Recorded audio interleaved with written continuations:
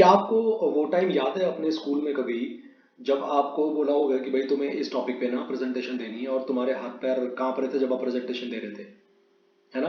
भाई मेरे साथ तो ऐसा कई बार हुआ था। बट अब ऐसा नहीं होता है, अब तो बहुत आसान सा लगता है पब्लिक में प्रेजेंटेशन देना। मगर ये जो प्रेजेंटेशन होती है, ये जो पब्लिक में बोलना होता है, पब्लिक स्पीच होती है, ये एक कम्युनिकेशन का ना बहुत इंपॉर्टेंट पार्ट है। ये तो हम सब जानते हैं, है ना? ये आपको समझ में भी आ गया होगा अब तक। और पता है क्या कहते हैं आज की डेट में, अगर आपका कम्युनिकेशन स्किल अच्छा नहीं है तो आपके लिए सर्वाइवल करना बहुत ज़्यादा टफ होने वाला है।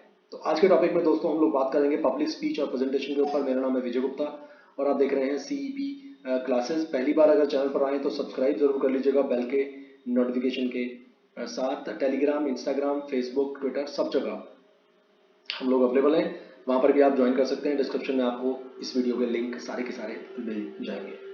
उससे पहले कुछ वीडियोस में हम लोग बाकी टॉपिक जो पुराने टॉपिक्स हैं वो सब कवर कर चुके हैं। प्लेलिस्ट अवेलेबल है, वहाँ जाकर आप सारे वीडियोस देख सकते हैं। चलिए जल्दी से शुरुआत करें। तो what is public speech and what is presentation.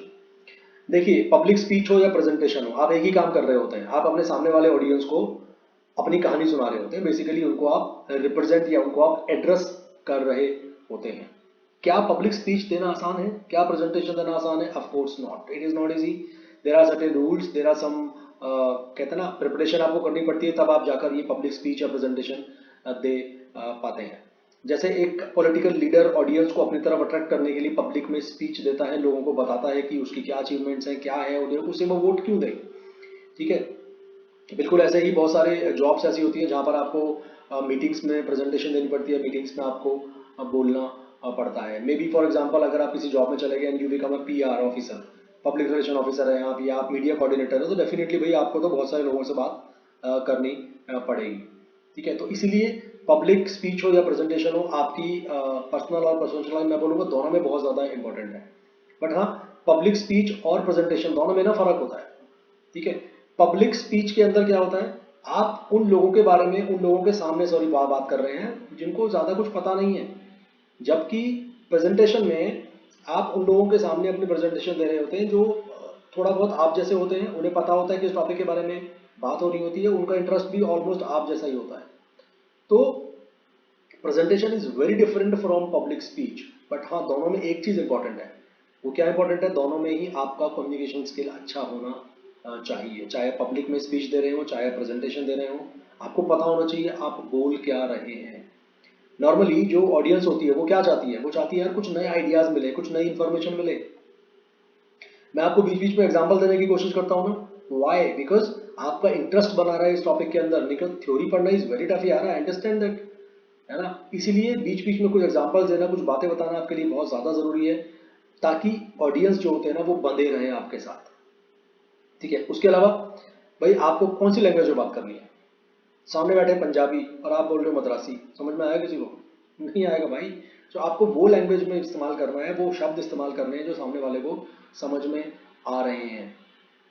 ठीक है, for a presentation one can and one should use a subject specific language. जब आप प्रेजेंटेशन देने जा रहे हैं, फॉर एग्जांपल आपकी फाइनेंशियल अकाउंटिंग की प्रेजेंटेशन है, आपको बैलेंस शीट बतानी है उस प्रेजेंटेशन में अपने बोर्ड मेंबर्स को, बोर्ड ऑफ डायरेक्टर्स को।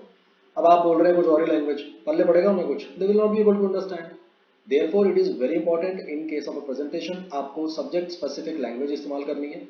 वेयर एज जब पब्लिक स्पीच आता है तो आपकी लैंग्वेज ना बहुत ही स्ट्रेट फॉरवर्ड, बहुत ही सिंपल होनी चाहिए। सामने ऑडियंस आपको ऐसे देखेगी बस भाई साहब यही है सब कुछ, इसके पीछे चलना है हमें तो, है ना?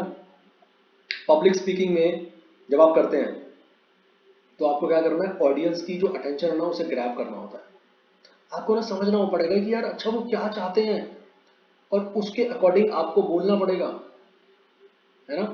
जब भी पब्लिक स्पीच आप दे रहे हैं, मैं कह रहा हूँ किसी भी तरह की पब्लिक स्पीच आप दे रहे हैं, अगर आपने ऑडियंस को अट्रैक्ट कर लिया तो ऑडियंस आपकी, मतलब कि आपकी प्रेजेंटेशन, आपका पब्लिक स्पीच बहुत ज़बरदस्त तरीके से जाने वाला है। तो आपको समझना ज़रूरी है कि यार वो जो सामने वाले लोग बैठे हैं ना क्या उम्मीद करते हैं मेरे से।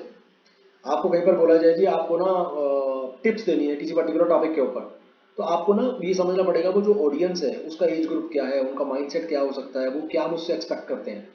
उसके हिसाब से आपको अपने आप को वहाँ पर प्रेजेंट करना है।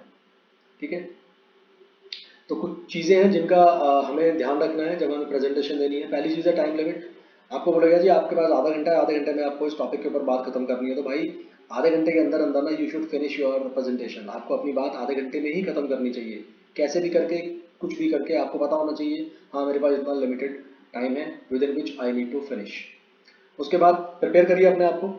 जैसे जब बहुत सारे लोग बोलते हैं कि जब आप यूट्यूब की वीडियोस बनाएं तो आपको क्या करना चाहिए, पहले स्क्रिप्ट राइटिंग करनी चाहिए। आपको पहले वो सारी चीज़ें लिख लेनी चाहिए, उनका रिहर्सल कर लेना चाहिए, तब आप वीडियो में आकर बोलना वो चीज़ें शुरू करें। तो अच्छी बात है अगर हम उसका पूरा की पूरा स्क्रिप्ट एक पेपर पर लिख लें जो हम प्रेजेंट करने वाले हैं, या हम कम से कम उसका एक स्ट्रक्चर पॉइंट्स वाइज तैयार कर सकते हैं।